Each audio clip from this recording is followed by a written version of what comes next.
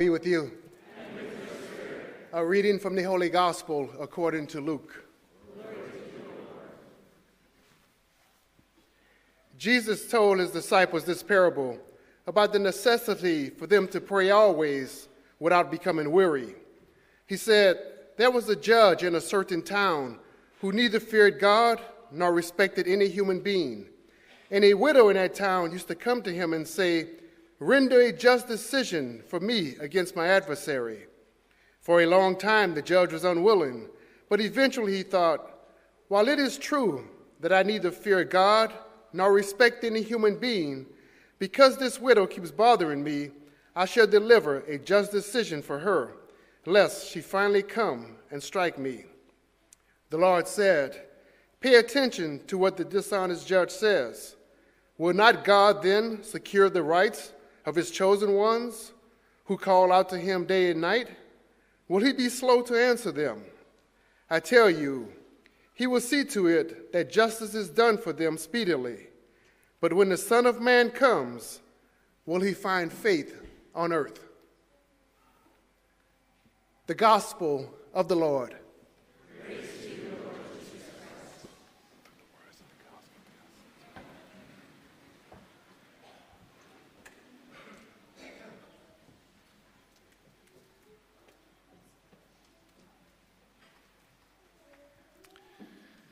So, how about the Mariners? Raise your hand if you watched the game on Friday. All right, good number of you. Wasn't that an amazing game? The most amazing part of that game was obviously the grand slam by Eugenio Suarez in the 8th inning. I think what made that moment so special was the fact that when he was brought back to the Mariners, he was supposed to be a difference maker, except it didn't quite turn out that way, as he was slumping pretty badly until Friday, that is, when it mattered most. Eugenio Suarez hit, according to his own words, the biggest home run of his career. Now, we would be a fool not to be able to see a spiritual lesson here, and that is the importance of perseverance in moments of trials. Hitting a baseball is arguably one of the toughest things to do in all of sports. You've got pitchers who can pitch upwards of 100 miles per hour, and then those same pitchers will also back up their fastballs with all sorts of breaking pitches that look exactly like their fastball coming out of their hands, only 20 miles per hour slower, with crazy movements. And what makes it even tougher is that pitchers know the weaknesses of the hitters. Everyone knows that Eugenio Suarez swings and misses on breaking pitches. And perhaps because there was lots of expectation on him, of him performing well, Eugenio might have swung at even more pitches than usual to deliver on the promise. This might have been why he was going through a slump for a while. But Eugenio Suarez was not brought over to the Mariners to all of a sudden to become the next Ichiro. We knew he would swing and miss, but he was brought over to provide his best tool, which is power. That despite the swing and miss, when he does make contact, usually something good happens. Now, what if, during his long slump, he all of a sudden wavered in his confidence in who he was as a hitter? What if, during his slump, he all of a sudden was inspired to become a different type of hitter, more like Ichiro, and he gave up on hitting with power so he can make more contact? Then, yes, the Friday's grand slam would not have been possible. Despite the slump, Eugenio Suarez persevered. He didn't give in to discouragement, but stayed ready for the moment. He didn't know when, but he had faith that if he remained true to who he was, the time would come for him to deliver what he was brought in for. And boy, did he deliver, because he never gave up. Here's another lesson. The Mariners are one victory away from their first trip to the World Series. Let that sink in. Now, who among us would say, I know we are one win away, but I had so much fun rooting for the Mariners thus far that it doesn't really matter if we win or lose tomorrow. I'm just happy we made it this far. That's good enough for me. I'm going to assume none of us will think this way, unless you're secretly a Blue Jays fan.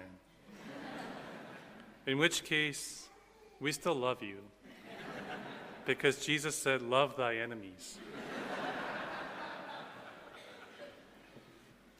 But seriously, no one will say with the right mind, if a team has the potential to go all the way to the World Series, no one will say, "Oh, that was good enough.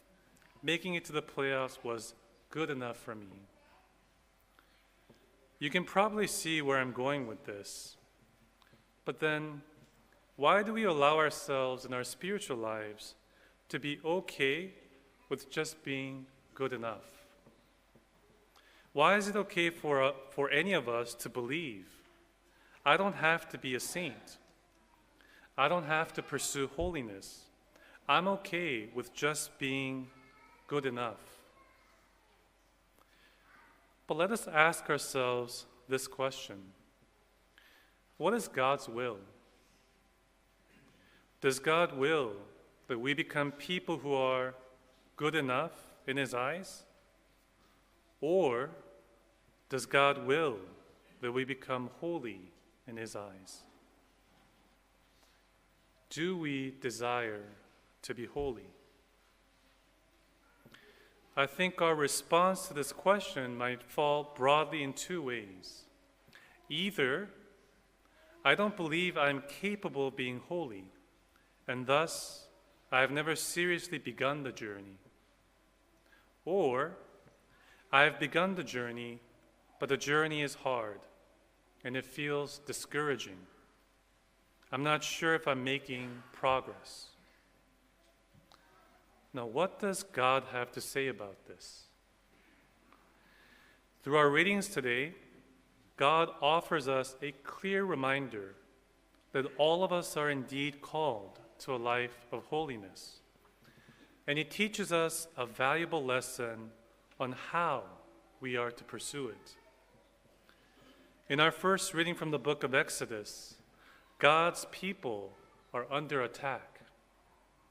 The Amalekites, who are descendants of Esau, are attacking the Israelite people, the descendants of Jacob. Here we see a symbol of our own reality, namely that our life always seems to be under some sort of threat. But even during times that might appear tranquil on the outside, inside, there's always a battle going on, whether in our minds or in our hearts. We also live, especially here in the Pacific Northwest, in a land that is not so neutral to our Christian faith. And as such, not living on neutral grounds, we have to make a conscious decision whether to truly pursue an authentic Christian life that is about growing in holiness. Otherwise, the decision will be made for us, slowly but surely, losing our interest and our desire for holiness, but settling to live a life that is good enough in the eyes of the world. The Israelite people in our first reading are those who are pursuing a life of holiness as they have been delivered by God from their slavery in Egypt and on their way to the Promised Land. the Amalekites who are attacking the Israelite people represent all the distractions of the world, the worldly noise, the worldly promises, the worldly concerns, the worldly pleasures. These are the weapons by which the enemy of our souls are trying to distract us and prevent us from journeying and reaching our promised land. So then, how do we fight this battle? Moses, in our first reading, shows us the way. After he assigns Joshua to lead certain chosen men to face the enemy, he goes up on a hill with the staff of God in his hands. And it says, as long as Moses kept his hands raised up, Israel had the better of the fight. But when he let his hands rest, Amalek had the better of the fight. What is happening here? How is Moses fighting the battle against the enemies of God's people? Prayer. The gesture of Moses raising up his hands is unmistakably a gesture of prayer. When Moses, the chosen man of God, who led God's people, was praying with his hands raised up, the people of God were safe. But then when he grew tired and was no longer able to pray, the people of God were threatened by the enemy. Here we are able to observe something so human about Moses, which also then sheds light into our own experience of prayer. That is, beginning to pray is easy, but sustaining our prayer life is the real challenge. Indeed, when we begin to pray, our Lord provides us with the sweetness of his consolation to encourage us to keep praying. But in due time, he will take away that sweetness so that we do not rely solely on the sweetness, but to grow and to be purified in our prayer so that we are praying whether it is sweet or dry. So then what does Moses do when he grows tired, when he no longer has the strength to pray? Moses allows Aaron and Hur to support him, one on each side, to keep his hands raised up till the sunset, until the enemies of God's people are defeated. What a beautiful image of the humility of Moses and the fraternal support of Aaron and Hur and their collective perseverance in prayer. Oftentimes, when we face moments of fatigue or dryness or lack of strength or desire to pray, we tend to rely on ourselves. We either try to will ourselves to pray, or not finding it, we give up. This is why we must have good spiritual friends who can support our journey. And we must have the humility, like Moses, to admit to our friends when we need their support, when we need them to come on each side of us, like Aaron and Hur, to raise up our hands to pray for us and with us. Now, perhaps some of us are fortunate to have those spiritual friends in our lives already. But for those of us who might not have those friends, I invite you, be that spiritual friend you wish you had to the people around you. Do not wait for others to approach you, but be like Aaron and Hur, not waiting just for the right moment, but to approach the people who might be weary, who might be losing their desire to pray, who might be losing their hope on being closer to God, so that we can support them with our prayer, with our care, and our loving presence. Now, the spiritual friends who are open to all of us are the saints.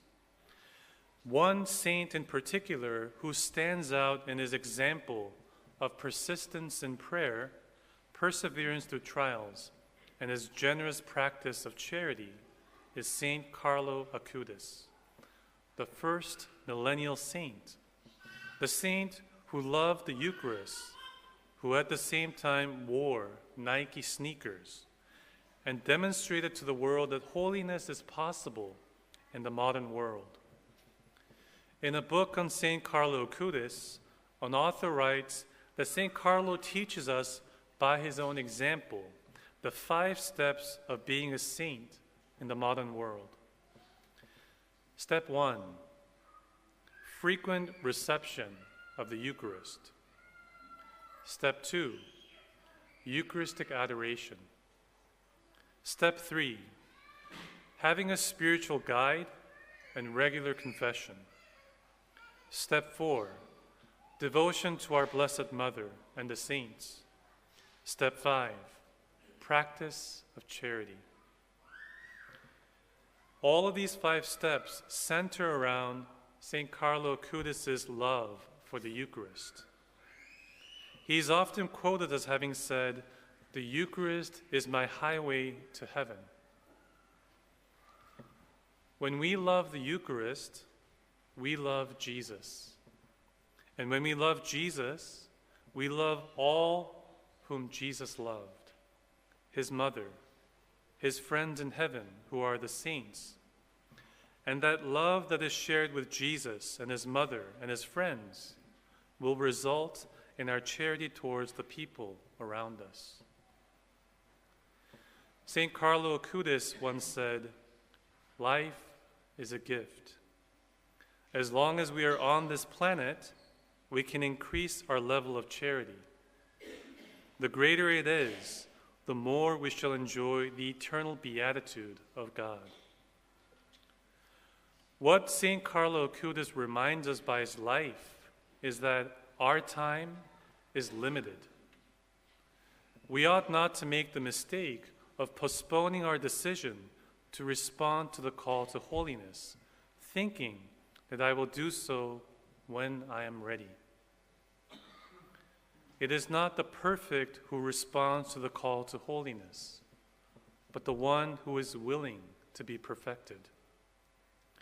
For those of us who have already begun the journey of pursuing holiness, let us not be discouraged by the trials we face, the dryness of our prayers, and the lack of charity in our lives.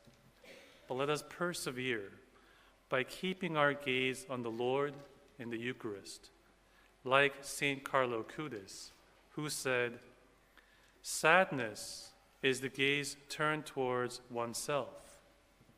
Happiness is the gaze turned towards God."